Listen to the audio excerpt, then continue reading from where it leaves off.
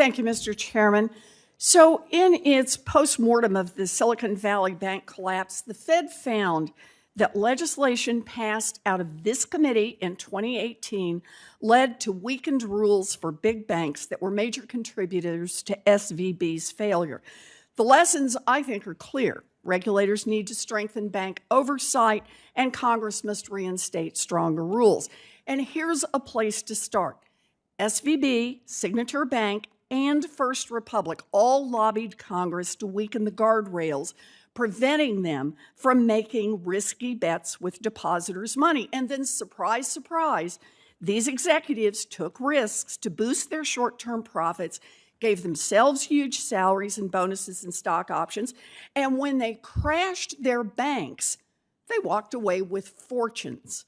That's why Senators Cortez Masto, Senator Hawley, Senator Braun, and I introduced a bipartisan bill to ensure that when executives crash their banks and threaten the banking system, those executives are forced to give up their fancy compensation packages.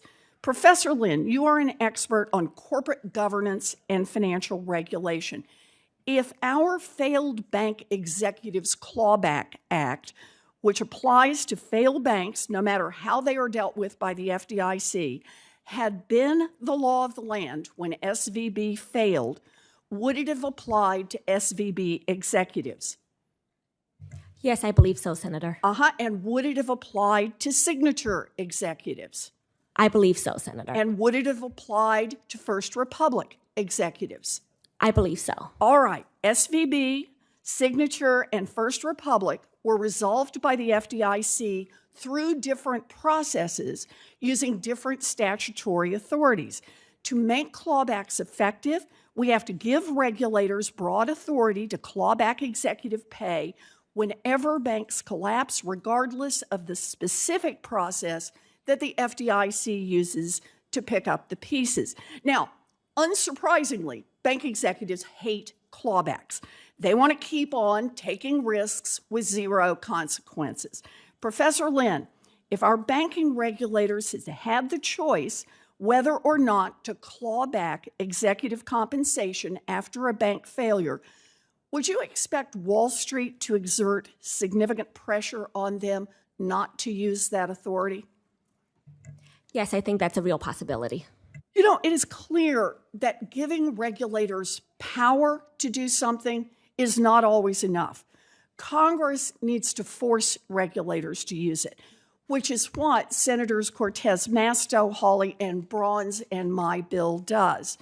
Now, in its review of the SVB collapse, the Government Accountability Office found that, quote, in the 5 years prior to 2023, regulators identified concerns with Silicon Valley Bank and Signature Bank, but both banks were slow to mitigate the problems the regulators identified, and risk built up over time. Professor Schooner, if regulators had had the authority they needed to claw back compensation from SVB executives, would it be reasonable, in your view, for them to consider the executives' actions and pay since 2018, when the regulators first began warning SVB about its risky practices?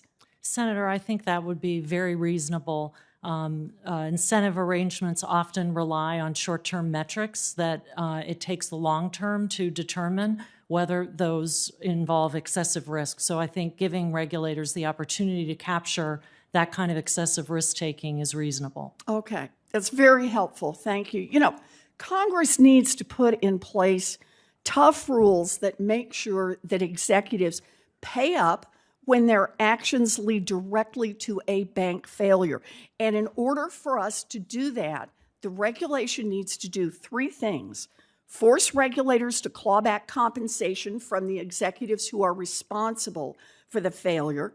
Second, apply in all cases of bank failure, no matter how the particular form comes out. And third, allow up to 5 years of compensation to be clawed back.